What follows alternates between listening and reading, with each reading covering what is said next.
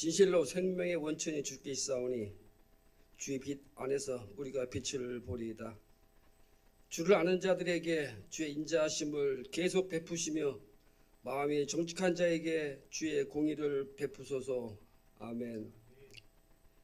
사랑에 충만하신 하나님 아버지, 이 어두운 세상 속에서도 생명의 길로 인도해 주시는 그 은혜에 감사를 드리며 오늘도 성일을 맞아 우리 온 성도가 신령과 진정으로 찬송과 경배를 드립니다. 오늘도 이 자리에 저희 주님이 함께 하심을 체험하게 하시고 우리에게 주어진 말씀을 통해 세상의 모든 걱정과 근심이 치유되는 은혜의 시간 되게 하여 주시옵소서. 오직 하나님께만 영광 돌리는 오늘 이 예배가 되기를 바라오며 거룩하신 예수님의 이름으로 기원하옵나이다. 아멘. 사랑과 은혜가 풍성하신 하나님 아버지, 지난밤 저희들에게 평안한 안식을 허락해 주시고 또 거룩한 성일의 이 아침에 새 생명을 주셔서 감사드립니다.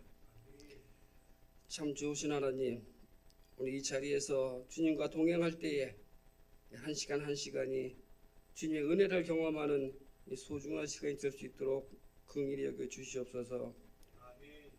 연약한 저희들은 어디서 무슨 일을 하든지 하나님의 은혜가 필요하오니 주여 간구할 때마다 응답하여 주시옵소서. 그래야 이 자리에 머리 숙인 우리 모든 성도님들의 이 저마다의 삶에서 이어지는 이 일상들의 위기를 잘 극복하게 은혜 주시고 또한 오늘 삶의 터전에서 해야 하는 이 모든 일들을 잘 감당할 수 있게 도와주시옵소서. 그래야 오직 하나님의 은혜만이 기억되는 오늘 하루 되기를 간절히 소망합니다. 사랑이 많으신 하나님, 때를 따라 돕는 은혜로 우리를 도우시는 하나님의 은혜를 사모합니다. 매일 하루를 시작하며 하나님의 앞에서 이 삶의 방향을 정한 그런 하루가 되게 하시고 우리 모든 성도님들의 삶을 축복하여 주시옵소서. 전능하신 하나님, 주님께서 우리에게 생명을 주실 때 허락해 주시는 사명이 있음을 압니다. 그 사명이 무엇인지 잘 알게 해 주시고 이 썩어져가는 인생을 살지 않고 영원한 인생을 살아갈 수 있도록 주님 오늘도 붙잡아 주시옵소서. 혹시 이 자리에 불편한 관계의 성도님 있나요? 내가 좋아하고 또 내가 싫어하는 성도님 있나요? 나도 남과 다르지 않은 걸 알게 하시고 또 저희들의 마음을 풀어 주시옵소서. 하나님 아버지, 오늘도 이 자리에 함께하는 우리 영광교회 가족들이 말씀을 붙잡고 내가 먼저 손 내밀어 예수님의 사랑을 실천하는 그래야 항상 웃음과 사랑이 넘쳐나는 우리 영광교회 되게 하여 주시옵소서. 오직 하나님의 이름이 높아지게 하여 주시고 우리에게 주어진 여러 가지 일들을 감당할 때 지혜롭게 넉넉하게 잘 감당할 수 있는 그런 은혜를 더하여 주시옵소서. 사랑과 자비가 충만하신 하나님, 저희 성도들은 우리 영광교회의 주인이 하나님이라는 것을 굳게 믿습니다. 또한 나 자신이 우리 영광교회임을 믿습니다. 주님의 향기가 우리 모두에게 풍겨나는 그런 교회가 우리 영광교회라는 것을 또한 믿고 기도하고 소망합니다. 지난주 성경 통독대회를 잘 마치게 도와주시는 은혜에 감사드립니다. 이 말씀을 붙잡고 말씀에 의지하는 그러한 계기가 되는 이 마중물의 은혜가 되기를 또한 소망합니다. 항상 최선을 다해 목회를 준비하시고 우리를 이끌어 가시는 담임 목사님, 목사님 개인과 가정에 어려움이 없게 하시고 또 성령이 함께 하셔서 오직 목회와 교회를 위하고 또 우리 모든 성도님들을 보살피는데 어떠한 어려움이 없도록 주님께서 건강을 지켜주시고 지혜를 더하여 주시옵소서. 오늘도 말씀 따라 우리의 삶이 변화되고 우리 모두에게도 성령이 채워지는 은혜가 있게 하여 주시옵소서. 부목사님과 전도사님도 축복하셔서 목회하시는데 어려움 없게 하시고 그들의 삶 또한 넉넉하게 채워 주시옵소서. 우리가 돕는 선교지의 선교사님들의 심령과 육체의 건강도 주님 지켜주시고 비록 우리는 작은 정성이지만 그 정성이 모여서 우리가 돕는 선교지의 많은 영혼들이 하나님의 나라에 들어가는 기적의 역사를 만들어 주시옵소서. 또한 교육부서의 교사들과 교회 학교 학생들에게도 건강과 지혜의 은혜를 주시옵소서. 예배 준비와 안내, 또 식당, 또 찬양대로 봉사하시는 우리 성도님들을 기억하셔서 그들의 모든 삶에 축복을 더하여 주시옵소서. 올겨울의 막바지 추위에 우리 성도님들 건강 붙들어 주셔서 아프거나 힘들지 않게 하시고, 또한 성도님들 삶에 항상 평안과 감사가 있기를 원합니다. 여기서 구하지 못한 모든 기도에도 응답하여 주실 것을 믿습니다. 오늘 이 예배의 처음과 끝을 주님께서 주관하여 주실 것을 믿으며 거룩하신 우리 주 예수님의 이름으로 기도하옵나이다. 아멘. 오늘 우리에게 주시는 하나님의 말씀은 신약성경 고린도 전서 11장 1절 한 절입니다. 찾으신 후에 같이 봉독하시겠습니다. 신약성경 276면에 있습니다. 한 절이기 때문에 같이 봉독하시겠습니다. 시작. 내가 그리스도를 본받는 자가 된 것 같이 너희는 나를 본받는 자가 되라. 아멘. 이는 살아계신 하나님의 말씀입니다. 나에게 말씀 주신 감사합니다. 말씀 전하는 시간입니다. 김두원 목사님께서 예수님의 세계관을 본받으라라는 제목으로 말씀 전하실 때 많은 은혜 받으시기 바랍니다. 우리 오늘도 한번 선포해 봅시다. 우리 가슴에 따뜻하게 손을 얹고요. 나는 하나님이 두고 보시기에도 아까운 사람입니다. 시작. 나는 하나님이 두고 보시기에도 아까운 사람입니다. 누가 뭐래도 나는 하나님이 두고 보시기에 아까운 사람입니다. 시작. 누가 뭐래도 나는 하나님이 두고 보시기에 아까운 사람입니다. 우리 옆사람 사랑스러운 눈빛으로 쳐다보면서 당신도 하나님이 두고 보시기에 아까운 사람입니다. 시작. 당신도 하나님이 두고 보시기에 아까운 사람입니다. 네, 믿으십니까? 믿으십시오. 세상은 끊임없이 우리가 그렇지 않다고 말할 것입니다. 그러나 주님께서 우리에게 십자가를 주신 것은 바로 우리가 그와 같은 존재임을 하나님께서 말씀해 주시는 것입니다. 우리 말씀을 전하기에 앞서서 우리 한 사람 우리 축복하고 시작했으면 좋겠어요. 이제 다음 주면 이제 결혼을 하는 우리 도훈 형제 한번 자리에 일어나 보세요. 매주 대전에서 올라온다는 게 참 쉽지가 않은데 대전에서 올라와서 방송실 사역으로 섬겨주시고 또 청년회가 또 잘 할 수 있도록 그 일들을 함께 협력하고 도와주는 청년입니다. 우리 당신은 사랑받기 위해 태어난 사람 우리 후렴부만 하면서 결혼해서 잘 먹고 잘 사세요. 여러분 잘 먹고 잘 사는 비결이 뭡니까? 하나님 잘 믿는 거예요. 네, 그 말은 하나님 잘 믿고 잘 먹고 잘 살으라는 거예요. 네, 그러니까 우리 당신은 사랑받기 태어난 사람 후렴부만 우리 한번 축복해 줍시다.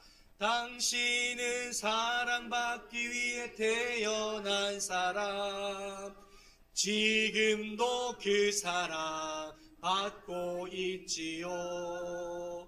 당신은 사랑받기 위해 태어난 사람 지금도 그 사랑 받고 있지요. 우리 축복의 박수 함께 합시다. 예수님의 세계관을 본받으라 라는 제목으로 오늘과 다음 주 2주간 할지 3주간 할지는 잘 모르겠는데 일단 말씀을 전하도록 하겠습니다. 여러분에게 한번 여쭤볼게요. 여러분 시간이 중요합니까? 돈이 중요합니까? 둘 다 중요해요? 둘 다 중요해요. 둘 다 중요한 건 맞아요. 뭐가 근데 더 중요한 것 같으냐고요. 뭐니 해도 뭐니? 우리 이런 말이 있죠. Time is gold. 시간은 금이다. 그 말은 여러분 그만큼 시간이 뭐보다 소중하다는 거예요? 돈보다 소중하다는 거예요. 그 이유가 뭘까요? 여러분 오늘 죽는 사람이 돈이 많아요. 나 한 100억 있어요. 그러면 한 5년 50억 주고 살 수 있어요? 없어요? 없습니다. 아무리 억만금이 있어도 여러분 시간은 돈을 주고 살 수 없어요. 그래서 여러분 세상 사람들은 돈보다 뭐가 중요하다고 이야기하는 겁니까? 시간이 훨씬 중요하다고 말하는 겁니다. 그런데 여러분 실제로 그런가요? 여러분, 정말 여러분 시간이 돈보다 소중하게 생각하십니까? 아니요. 우리의 삶은요, 사실은 시간보다 뭐를 소중하게 여깁니까? 돈을 소중하게 여깁니다. 그것의 가장 명확한 증거가 뭐죠? 시간을 사용해서 뭐를 벌려고 합니까? 돈을 벌려고 하기 때문입니다. 그래서 우리는 gold is time. 금이 곧 시간이다. 그러니까 시간보다 뭐가 더 소중하다는 거예요? 돈이 소중하다, 이렇게 이야기하는 거예요. 여러분, 2011년에 개봉한 인타임이라는 영화가 있어요. 근데 이 영화는 재미있게도요, 돈을 시간으로 바꾸어 놨어요. 그래서 사람들을 팔뚝에 보면 여기에 내 생명 시간이 정해져 있어요. 돈이 많은 사람은 뭐가 많을까요? 시간이 엄청 많아요. 그래서 몇십만 시간, 몇백만 시간 막 이렇게 있어요. 근데 여러분, 노숙자나 가난한 사람은 시간이 얼마 있느냐? 30분, 몇 시간 이렇게 있어요. 그 시간이 닿으면 뭐 해야 되느냐? 사람이 죽어요. 그래서 여러분, 이 영화에는 재밌는 게 버스를 한번 타면 시간을 딱 찍어요. 버스를 타면 몇 분이 까지게요? 10분이 딱 차감이 됩니다. 밥을 한 끼 먹으면 얼마가 차감될까요? 1시간이 차감이 됩니다. 여러분, 자동차를 한 대 사면 몇 시간 정도 차감될까요? 5년이 차감됩니다. 그럼 여러분, 집을 한 채 사면 어느 정도 시간을 차감시켜야 될까요? 20년을 차감시켜야 된다고 나와요. 근데 그 집은 좋은 집을 말하는 게 아니라 그냥 우리가 일반적으로 사는, 그냥 우리가 살만한 집.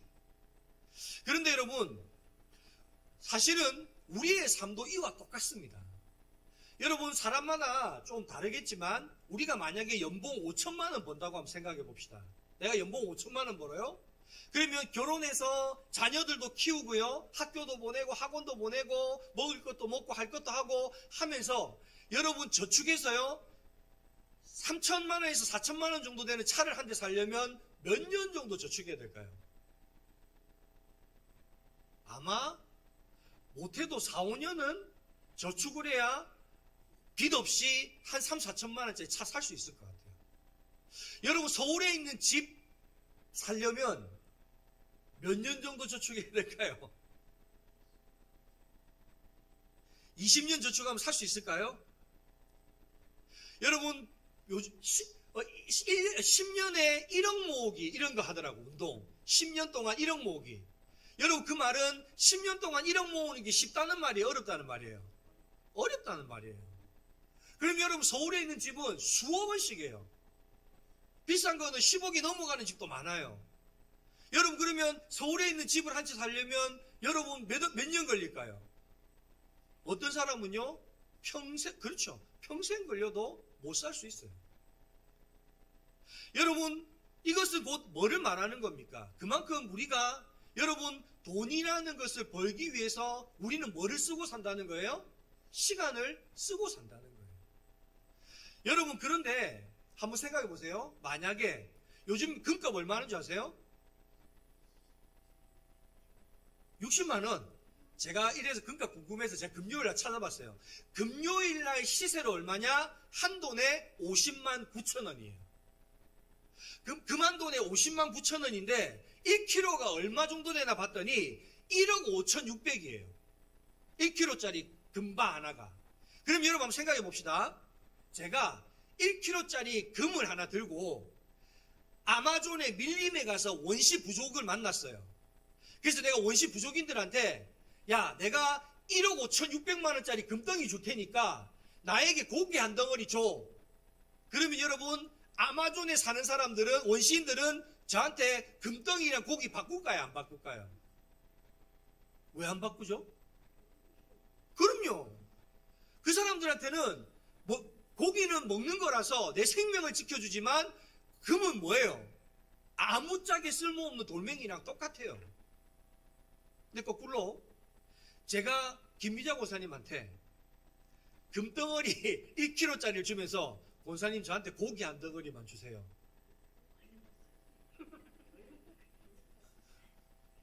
저는요, 고기 한 덩어리가 아니라 소 몇 마리도 잡아드릴 수 있습니다. 고기 드시고 싶은 사람은 그만 1kg 가져오세요.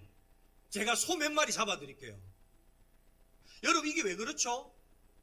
돈을 바라보는 시각이 다르기 때문에 그렇습니다. 여러분, 아마존에 있는 원시인이랑 오늘 이 사회를 살아가는 우리랑 똑같은 돈을 보지만 그 돈을, 금을 보는 시각이 다르다 보니까 그 금에 대한 태도가 뭐예요? 완전히 다른 겁니다. 여러분, 세계관은 뭐를 말하느냐? 세상을 보는 눈을 말해요. 내가 어떤 눈을, 어떤 안경을 쓰고 세상을 보느냐에 따라 세상이 다르게 보인다는 거예요. 만약에 내가 빨간 안경을 끼고 세상을 봐요. 여러분, 세상은 어떻게 보일까요? 그렇죠. 온통 빨간색으로 보여요. 내가 파란 안경을 쓰고 세상을 봐요. 세상은 어떻게 보일까요? 파랗게 보이죠. 근데 여러분, 한 사람은 빨간 안경 끼고 한 사람은 파란 안경 끼고 서로 세상에 대해 이야기하면 여러분, 이야기가 될까요? 안 될까요? 안 됩니다. 왜 그렇습니까? 세상을 보는 눈이 다르기 때문에 그렇습니다. 여러분, 성경에 보면 하나님은 돈에 대해서 뭐라고 말하느냐? 여러분, 디모데전서 6장 9절에서 10절 말씀을 한번 읽어봅시다. 우리 같이 한번 읽어봅니다. 시작. 여러 가지 어리석고 해로운 욕심에 떨어지나니 곧 사람으로 파멸과 멸망에 빠지게 하는 것이라. 돈을 사랑함이 일만하게 뿌리가 되나니 이것을 탐하는 자들은 미혹을 받아 믿음에서 떠나 많은 근심으로써 자기를 찔렀도다. 아멘. 여러분, 하나님은 돈을 싫어하나요? 좋아하나요? 좋아합니다. 하나님은 돈이 나쁘다라고 생각하는 게 아니에요. 우리는 이 말씀을 읽을 때마다 우리가 하나님은 돈을 싫어하는 것처럼, 돈이 잘못된 것처럼, 부자는 잘못 사는 것처럼 이렇게 생각해요. 근데 사실은 오늘 이 이야기는 그 이야기가 아니에요. 여러분, 디모데전서 6장 9절에서 10절에 보면 여러분, 처음 나오는 단어가 뭐냐? 부하려고 하는 자라는 겁니다. 말씀 다시 한번 띄워주세요. 부하려고 하는 자라는 단어가 처음에 시작되죠. 그리고 여러분, 그 10절에 보면 뭐로 시작합니까? 돈을 사랑함이라고 이야기합니다. 그러니까 결국은 뭐예요? 부자가 되려고 하는 사람, 즉 돈을 쌓아두고 많은 돈을 가지려고 하는 사람이 뭐 하는 사람이라는 거예요? 돈을 사랑하는 사람이다. 여러분, 하나님은 돈이 중요하지 않다고 말하지 않으세요. 돈은 중요한 것이에요. 근데 하나님이 말하는 말은 너희가 돈의 주인이 되어야 된다는 거예요. 너희가 돈의 종이 되면 안 된다는 거예요. 여러분, 돈의 주인과 돈의 종의 차이를 아십니까? 주인은 종을 뭐 하는 사람이에요? 그렇죠. 부리는 사람이죠. 누가 주인을 섬깁니까? 종이 주인을 섬깁니다. 그럼 여러분, 내가 돈의 주인이 된다는 건 내가 돈을 부린다는 거예요. 필요한 곳에, 정말 써야 하는 곳에, 중요한 곳에 내가 돈을 쓰는 게 내가 돈의 뭐가 된다는 거예요? 주인이 된다는 거예요. 거꾸로 여러분, 돈이 내 주인이 되면 누가 돈을 섬길까요? 내가 돈을 섬깁니다. 내가 돈을 모시고 두고요. 돈을 쌓아두고요. 계속 그 돈을 지키고요. 그 돈을 내가 섬기게 되는 겁니다. 그래서 여러분, 돈을 사랑함이 일만하게 뿌리가 된다는 건 뭐냐? 내가 돈의 노예가 되면, 내가 돈의 종이 되면 여러분, 내가 그 돈으로 인해서 자꾸 욕심이 생기는 거예요. 여러분, 불상도 작은 게 있고 큰 게 있잖아요. 그거하고 마찬가지로 여러분, 내가 돈을 자꾸 주인으로 섬기면 내 더 큰 주인, 더 좋은 주인, 더 대단한 주인, 그 주인을 섬기고 싶어서 계속 돈을 불리는 거예요. 불리려고만 하는 거예요. 그러니까 여러분, 욕심이 잉태하면 뭘 낳아요? 죄를 낳고 죄가 장성하면 사망을 낳느니라. 여러분, 오늘 우리는 돈의 종입니까? 내가 돈을 내가 부리는 주인입니까? 내가 돈을 섬기는 종입니까? 여러분, 세상에도요, 돈을 부리는 주인들이 많아요.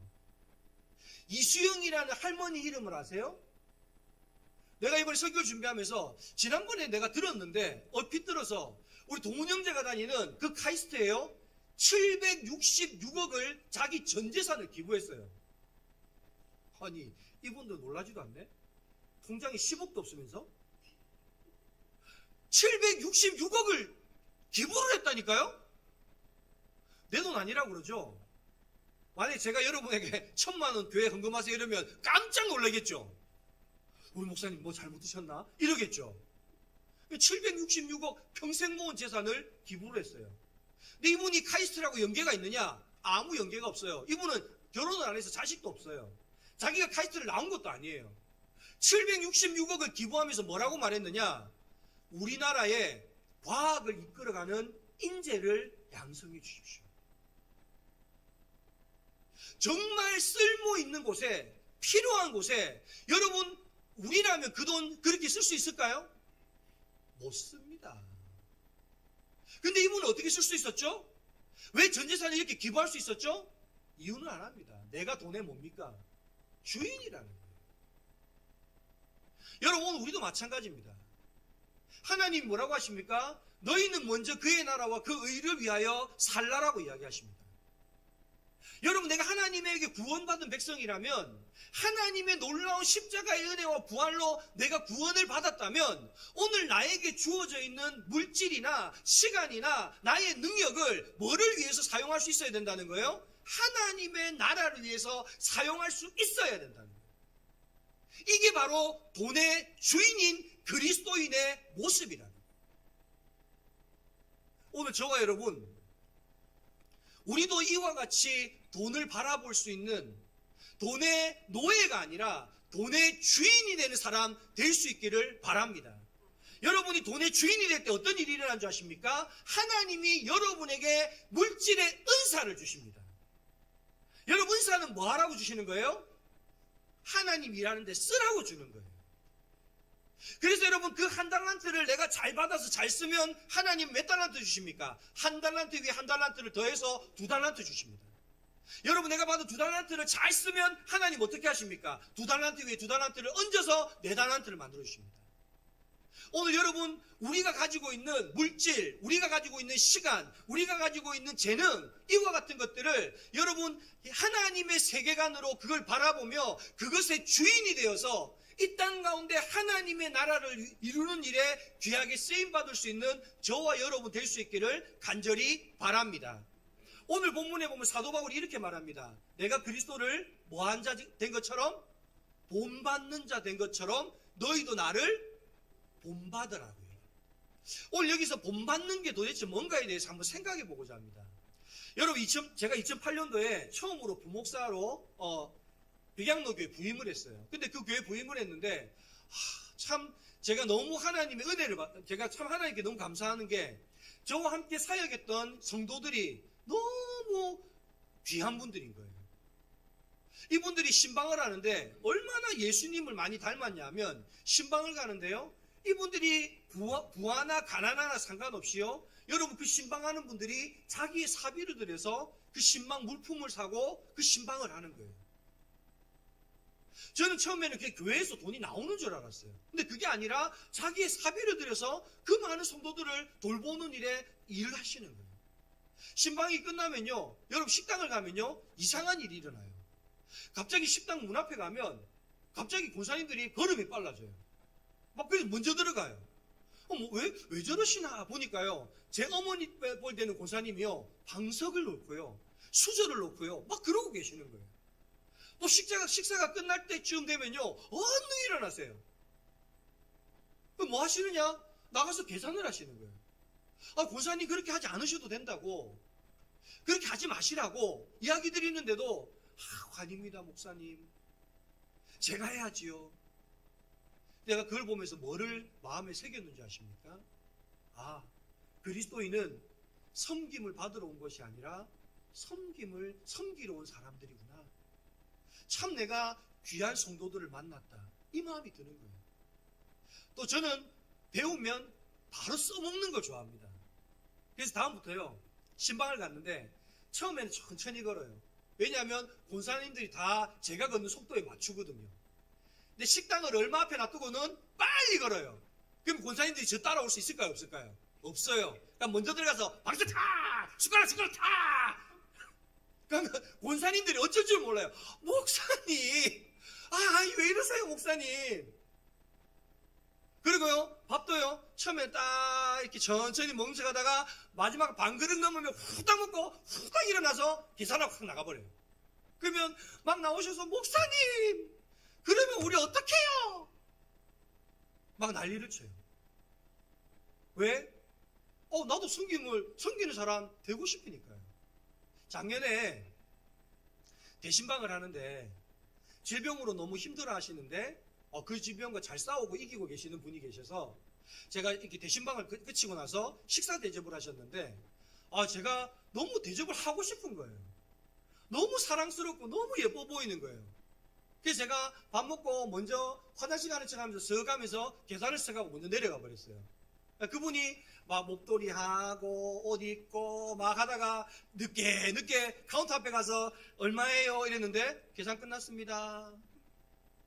그분이 사색이 돼서 식당 주차장에 내려온 거예요. 목사님, 대신만 끝나고 제가 식사 사려고 했는데요. 내가 너무 사드리고 싶어 사드렸다.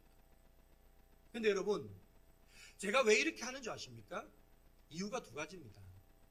첫째는 뭐냐 하면 여러분이 그만큼 저에게 소중하고 사랑스러운 사람이라는 뜻입니다. 여러분, 저에게 이럴진데 하나님이 보실 때 여러분은 도대체 얼마나 사랑스러우시겠습니까? 그래서 저는 여러분 사랑하면요, 말로만 사랑하는 게 아니라 사랑하면 당연히 뭐가 따라오게 돼 있어요? 행동이 따라오게 돼 있어요. 아무리 사랑한다 하면서요, 여러분한테 사탕 하나도 안 사주잖아요? 그 사람 사랑한다 다 거짓말이에요. 여러분, 사랑하면 행동은 따라오게 돼 있습니다. 내가 하나님 사랑한다고요? 내가 예수님 사랑한다고요? 예수님 닮아가게 되어 있습니다. 사랑하면 닮습니다. 왜 여러분 바다가 파란색인 줄 아세요? 하늘을 너무 사랑해서 하늘만 맨날 쳐다보고 있으니까 하늘을 닮아서 파란색이 된 거예요. 이런 건 좀 은유적인 표현이잖아요. 우리 목사님 무슨 또 헛소리를 해. 왜 바다는 바다라서 파란. 여러분, 이 은유적인 좀 표현이 메타포잖아요. 이런 말에 좀 아멘 좀 하세요. 여러분, 부부는 사랑하면 닮아요, 안 닮아요? 여러분, 거짓말 하지 마세요. 이완희 장로님과 기계장 권사님 어디가 닮았어요? 아무리 봐도 기계장 권사님 손해구만. 근데 여러분, 이 말의 의미가 뭐예요? 메타포잖아요. 여러분, 하나님 사랑하면 닮을 줄 믿습니다. 닮아야죠. 우리 하나님 자녀잖아요. 그래서 여러분, 제가 하는 것이고, 두 번째는 뭐냐? 여러분, 우리가 그리스도인은 섬김을 받으러 온 것이 아니라 섬기러 온 사람들입니다. 목사는 그 중에서도 더 섬겨야 되는 사람입니다. 그것을 가르쳐 주기 위해서 내가 몸으로 하는 겁니다. 여러분, 예수님도 마찬가지 아닙니까? 여러분, 예수님이 제자들의 뭐를 시켜주십니까? 발을 씻겨주십니다. 당시에 여러분, 발은요, 사람의 몸에서 제일 더럽다고 생각하는 부분이었어요. 스승이 발을 씻어주는 일은 없었어요. 근데 여러분, 예수님이 무릎을 꿇고 제자들의 발을 씻겨준다? 여러분, 이것은요, 내가 섬김을 받으러 온 것이 아니라 섬기러 왔다는 걸 몸소 뭐 하는 겁니까? 몸소 보여주는 겁니다. 그러면서 여러분, 발을 씻겨주면서 주님 무슨 마음으로 씻겨줬을까요? 베드로야, 발 좀 씻고 다니라. 발가락 사이에 때 나온다. 이러셨겠어요? 아니요. 내가 너희를 섬긴 것처럼 너희도 세상에 나가서 좀 섬겨주라. 너희도 나처럼 섬기며 살아라.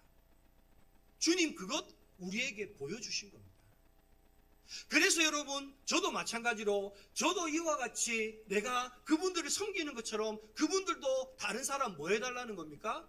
섬겨달라는 거예요. 밥값 누가 내는가가 문제가 아니에요. 여러분, 어떤 목사님이 저에게 그런 말 하더라고요. 성도들한테 너무 잘해주지 말래요. 잘해주면 함부로 대한대요. 여러분, 그런데 저는 그 말 믿지 않습니다. 여러분, 세상은 나보다 힘세고 나보다 능력 있는 사람 앞에는 비굴하지만 나보다 없는 사람 앞에는 그 사람들 짓밟습니다. 이게 세상입니다. 그런데 그리스도인은 우리 하나님 아버지가, 내 하나님 아버지가 전능하시고 능력이 많으신 하나님이시기 때문에 나보다 크고 강한 사람 앞에 비굴하지 않은 사람이, 당당한 사람이 그리스도인인 줄 믿습니다. 반면에 나보다 힘없고 약한 사람들, 그 사람들 하나님의 사랑으로 긍휼히 여기고 보듬어 주는 사람이 바로 그리스도인인 줄 믿습니다. 저는 우리 교회 그런 교회 되었으면 좋겠습니다. 목사가 낮아지고 성도들을 높여주면 오히려 성도들은 낮아지는 목사님, 겸손해지는 목사님을 높여주고 스스로 낮아져서 서로가 당신이 높습니다. 아니요, 목사님이 높아요. 아니요, 당신이 높습니다. 아니요, 목사님 높아요. 그런 교회 좋지 않습니까? 정말 그런 교회라면 다니고 싶은 교회 아닙니까? 저는 우리 영광교회 그런 교회 되었으면 좋겠습니다. 그래서 누가 와도 정말 우리 스스로는 낮아지고 그 사람을 높여줄 때 그 사람의 자존감이 높아지고 그 사람이 세상에서 찢기고 상한 심령들이 치유되고 그래서 이 교회에 와서 많은 사람이 그리스도의 사랑으로 회복되어지는 놀라운 은혜가 있는 그와 같은 교회, 우리 영광교회 될 수 있기를 바랍니다. 저는 구더기 무서워서 장 못 담그는 사람 아닙니다. 만약에 장 담그었는데 구더기 생기면 버리고 또 담글 겁니다. 그런데 또 생기면 또 버리고 또 담글 겁니다. 언제까지요? 안 생길 때까지요. 여러분, 그 일에 함께 여러분이 그 일에 저와 함께 동력해 주실 것을 믿습니다. 그렇다면 우리 교회 분명히 좋은 교회 될 것입니다. 여러분, 신약의 인물 가운데 예수님보다 대단한 인물이 한 명 있습니다. 누군지 아십니까? 사도 바울입니다. 여러분, 사도 바울은요, 예수님보다 능력이 많았어요. 어느 정도냐? 사도 바울이 가지고 있는 앞치마, 손수건을 딴 사람에게 갖다 대기만 해도 사람의 병이 나을 정도로 사도 바울은 대단한 능력을, 예수님보다도 더 큰 능력을 행한 사람이 사도 바울입니다. 그런데 그래서 사도 바울은요, 신약 성경의 3분의 1이나 기록을 했어요. 근데 여러분, 그 사도 바울이 예수님의 행동만 따라했나요? 아니요. 예수님의 세계관을 가지고 세상을 바라보았던 게 바로 사도 바울입니다. 여러분, 한국교회의 비극이 뭔지 아십니까? 반쪽짜리 복음을 전한다는 겁니다. 여러분, 반쪽짜리 복음이 뭔지 아세요? 예수님께서 하나님의 아들이신데 우리를 위하여 이 땅에 오셔서 십자가를 지시고 죽으셨다가 사흘 만에 부활했다는 것을 믿기만 하면 구원받습니다. 한마디로 말하면 예수 천당 불신지요. 여러분, 이거는요 반쪽짜리 복음입니다. 여러분, 신약 성경에 보면 복음서라는 게 4개가 나와요. 여러분, 뭐를 복음서라고 하는지 아십니까? 바로 복음, 우리에게 구원을 주러 오신 예수님의 그 생애를 기록한 책이 복음서입니다. 그럼 예수님의 생애를 기록한 책이 몇 권이라는 거예요? 마태, 마가, 누가, 요한, 4개의 이 복음서가 예수님의 생애를 기록했다는 거예요. 근데 여러분, 한번 생각해 보세요.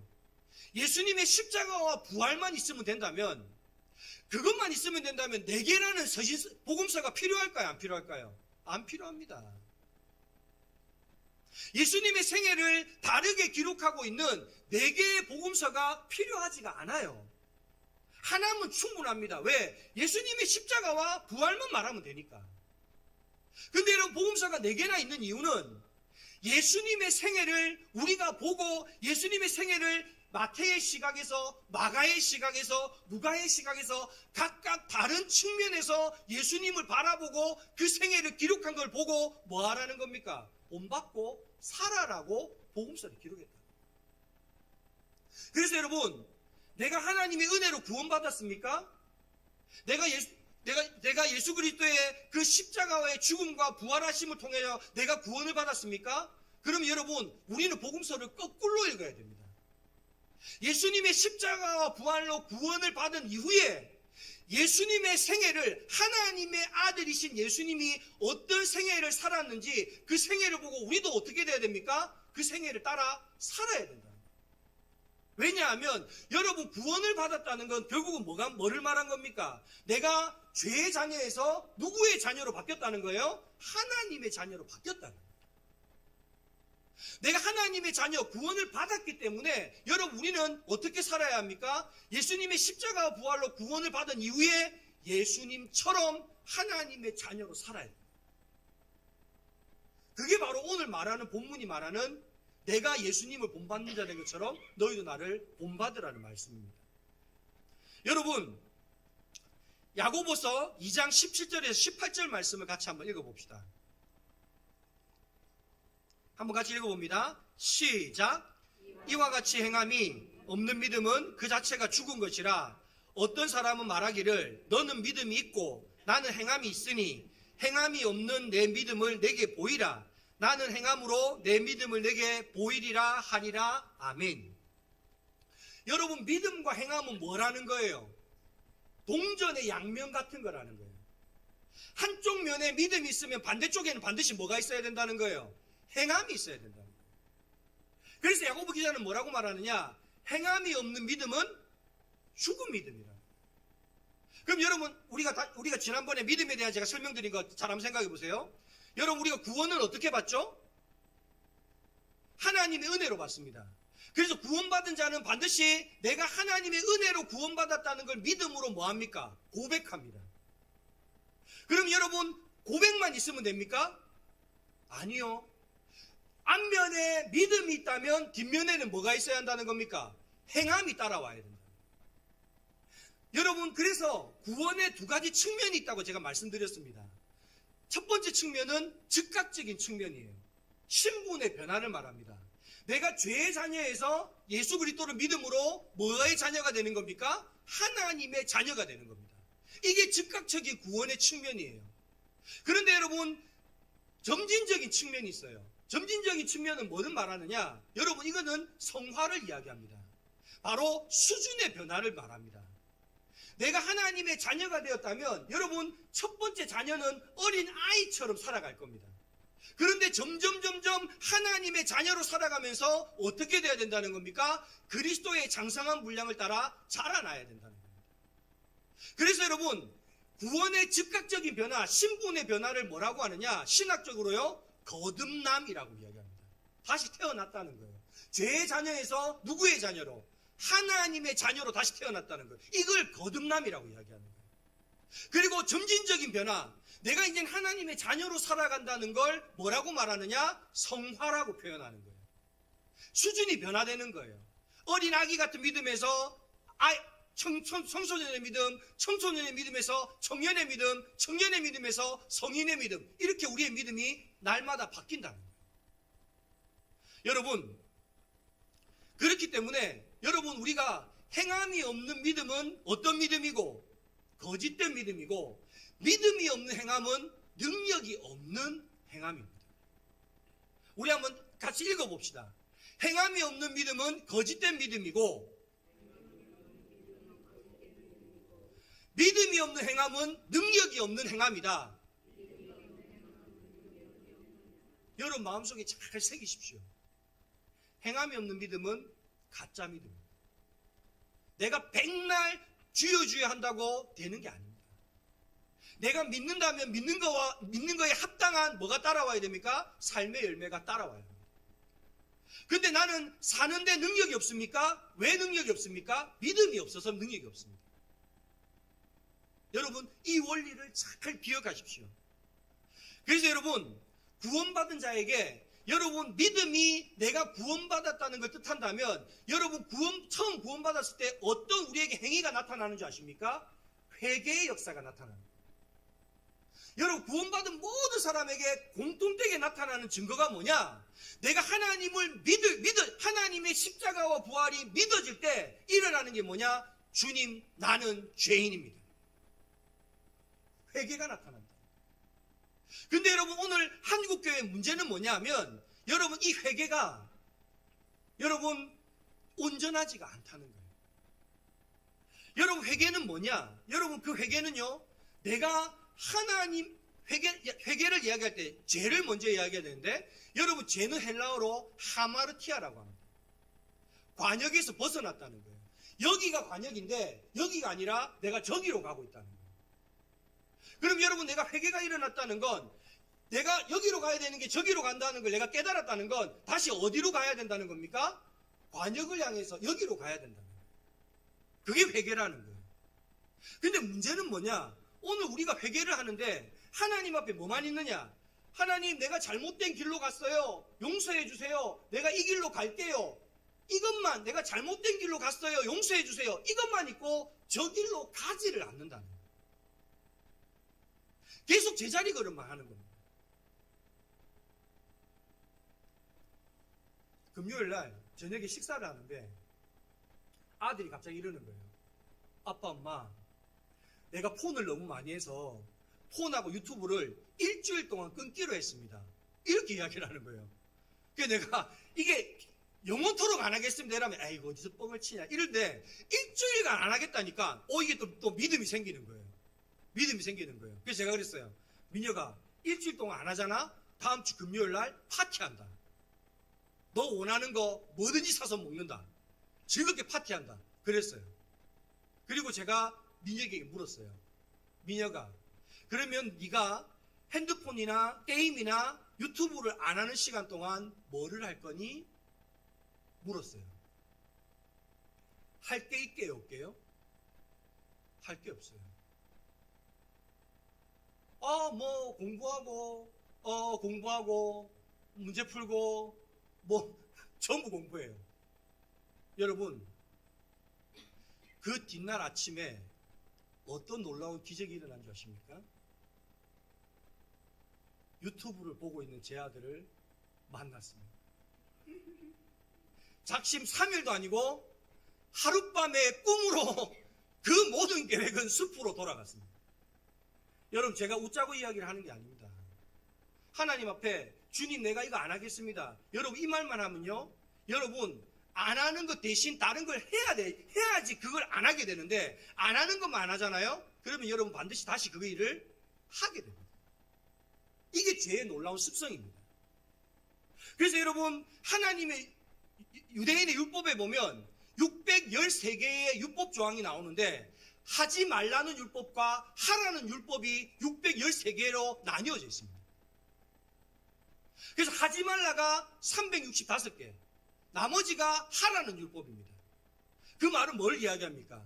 여러분, 진짜 회개를 하려면요, 하나님, 내가 잘못했습니다, 안 할게요, 이게 끝이 아니라 안 하는 대신에 이거를 하겠습니다로 하고 이쪽으로 나아가야 된다.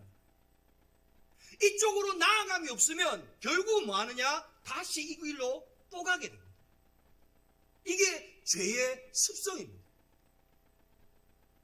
오늘 저와 여러분, 우리는 어떤 회개를 하고 있습니까? 여러분, 분명히 하나님의 은혜로 우리의 죄가 거듭났다면, 하나님의 자녀가 되었다면, 이제부터는 하나님의 자녀로서의 삶을 살아가기 시작해야 한다는 겁니다. 한 걸음 한 걸음.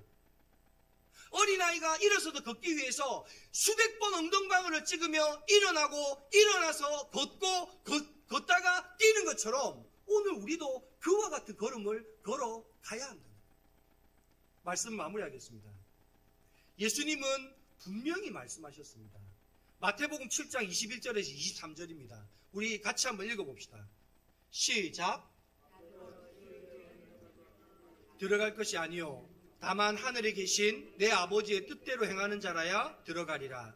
그날에 많은 사람이 나더러 이르되 주여 주여 우리가 주의 이름으로 선지자 노릇하며 주의 이름으로 귀신을 쫓아내며 주의 이름으로 많은 권능을 행하지 아니하였나이까 하리니 그때에 내가 그들에게 밝히 말하되 내가 너희를 도무지 알지 못하니 불법을 행하는 자들아 내게서 떠나가라 하리라. 아멘. 여러분, 예수님 뭐라고 말씀하십니까? 주여 주여 믿기만 하면 구원받는다 하십니까? 아닙니다. 하나님의 뜻대로 살아야 한다고 말씀하십니다. 바로 이제 내가 너를 종의 자녀가 아니라 하나님의 자녀로 거듭나게 해주었으니 이제는 하나님의 자녀로서의 삶을 살기 시작하라고 주님은 말씀하는 것입니다. 여러분, 예수님을 믿는 사람들을 옥에 가두고 핍박하고 심지어 죽이기까지 했던 그 사도 바울이 구원받은 후에 그의 삶은 어떻게 변했습니까? 예수 그리스도의 복음을 땅끝까지 전하는 복음의 증거자로서의 삶으로 변화되었습니다. 오늘 저와 여러분, 우리는 구원받았습니까? 우리는 예수 그리스도의 그 십자가 부활을 믿으십니까? 그렇다면 여러분, 이제는 하나님의 아들이신 예수 그리스도의 삶을 본받는 삶을 살아가는 여러분 되실 수 있기를 바랍니다. 그래서 사도 바울은 말합니다. 그 삶을 본받으면 내가 예수님보다 더 큰 능력을 행한 것처럼 너희들도 그와 같이 할 수 있을 것이라고. 오늘 저와 여러분, 우리 모두가 그와 같은 하나님의 자녀들 될 수 있기를 간절히 소망합니다. 여러분을 하나님의 자녀로 삼아주신 하나님께서 오늘의 이 찬양의 후렴구처럼 사랑하는 아들아, 사랑하는 딸아, 네가 나의 손을 붙잡고 너의 발을 나의 발 위에 올려서 아빠와 아이가 춤을 추는 것처럼 우리 세상을 그렇게 살아가자 주님 여러분을 초대하십니다. 여러분, 믿음으로 구원받는다는 건 그냥 입술로 믿습니다, 믿습니다 한다고 구원받는 것이 아니라 우리의 행함이 예수 그리스도 하나님의 자녀이신 예수 그리스도를 닮아갈 때 오늘 우리는 구원받은 하나님의 백성이 되는 줄 믿습니다. 오늘 이와 같이 하나님, 나를 예수 그리스도의 십자가와 부활로 구원해 주시니 감사합니다. 이제는 주의 손에 나의 손을 포개고 주의 발에 나의 발을 포개어 주와 함께 살아가는 믿음의 자녀가 되게 하여 주시옵소서. 우리 이와 같은 믿음의 고백을 가지고 주여 한번 부르며 다 같이 통성으로 기도합시다. 주여! 하나님 아버지 감사합니다. 오늘 우리를 십자가에서 구원하여 주셨는데 하나님, 우리는 주님의 자녀가 되어 거듭났는데 하나님, 나의 삶은 얼마나 주님을 닮은 삶, 예수 그리스도를 본받는 삶을 살아갑니까? 하나님, 오늘 우리의 삶이 예수 그리스도를 본받는 삶 되게 하여 주시옵소서. 하나님의 복음서에 기록되어 있는 그 예수님의 삶의 발자취를 따라 살아가는 우리 모두가 될 수 있게 하여 주옵소서. 우리가 가는 곳에 그리스도의 향기가 나타나고 우리를 만나는 사람들에게 그리스도의 편지가 되게 하여 주옵소서. 하나님 아버지 감사합니다. 독생자 예수 그리스도를 아낌없이 십자가에 내어주심으로 우리가 그 십자가의 은혜로 말미암아 구원받은 백성이 되었는 줄 믿습니다. 하나님, 하나님의 자녀가 되었기에 이제는 거듭난 삶으로 만족하는 자가 아니라 하나님, 하나님의 자녀로서의 삶을 살아가는 믿음의 백성들 되게 하여 주시옵소서. 하나님, 우리가 걸어가는 길마다 그리스도의 향기가 나타나게 하시고 우리를 만나는 모든 사람들에게 우리가 그리스도의 편지가 되게 하셔서 사도 바울이 예수 그리스도를 만남으로 구원받아 땅끝까지 복음을 전하는 그 사도가 된 것처럼 오늘 우리도 이 땅 가운데 예수 그리스도를 전하는 복음의 사도가 되게 하여 주시옵소서. 하나님, 사도 바울이 예수 그리스도를 본받을 때에 하나님, 예수 그리스도보다 더 큰 능력을 행했던 것처럼 오늘 우리도 능력 없는 행함이 아니라 하나님을 믿음으로 능력 있는 행함을 살아가는 그와 같은 믿음의 열매를 맺는 백성들 되게 하여 주옵소서. 세상의 온갖 죄와 상처들로 얼룩진 자들이 영광교회를 통하여 회복되게 하시고 치유되게 하여 주옵소서. 영광교회가 하나님이 기뻐하는 교회, 영광교회 성도들이 자랑스러워하는 교회 되게 하시고 우리 교회의 주인이 하나님이시며 말씀 위에 바로 선 교회, 교회엔 우리가 머무는 곳마다 하나님의 영광이 나타나는 교회 되게 하여 주옵소서. 행여나 우리 가운데 갖가지 문제들로 고통당하는 사람들이 있습니까? 육신의 질병이든 마음의 질병이든 중독의 문제이든 죄의 문제이든 그 밖에 삶의 갖가지 어려움이든 그 어떤 것이라도 그리스도의 십자가의 사랑으로 치유되고 회복되어지고 새로워지는 은혜가 지금 이 자리 가운데 나타나게 하여 주옵소서. 나사렛 예수 이름 받들어 기도하온즉 저들을 괴롭히는 모든 문제는 떠나갈지어다. 모든 죄와 사망의 권세는 떠나갈지어다. 주님께서 자유케 하시면 자유케 될 것을 믿사온즉 우리에게 그와 같은 믿음 있게 하여 주옵소서. 이제는 우리 주 예수 그리스도의 은혜와 하나님 아버지의 한이 없는 사랑하심과 보혜사 성령님의 내주 감화 감동하시는 은혜가 영광교회 모든 성도들 머리 위에와 그들의 가정과 삶의 모든 자리 위에 이 나라와 온 세계 가운데 지금으로부터 영원까지 함께 하시기를 간절히 축원하옵나이다. 아멘.